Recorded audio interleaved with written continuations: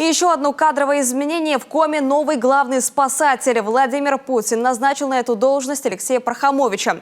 Ранее он занимал должность первого замначальника Главного управления МЧС России по Тюменской области. И уже сегодня он встретился с Владимиром Уйбо.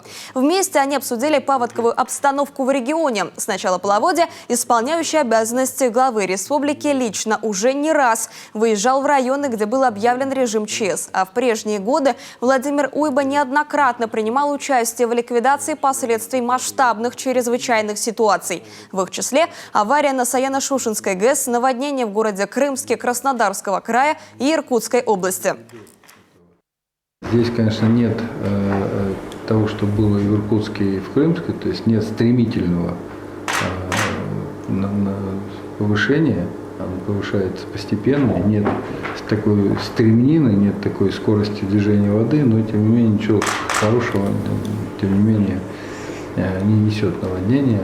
Здесь тоже затопленные дома, люди, в общем, страдают и так далее. Сейчас в Главном управлении работают 3 оперативные группы на северной территории, в северных территориях нашей республики. Сегодня доклады я от них уже принял по поводу предстоящей обстановки, что происходит. Но что касается по югу и по центру, да, идет устойчивое снижение уровня воды. Что касается севера, то там находятся люди, до стабилизации обстановки, мои заместители находятся там.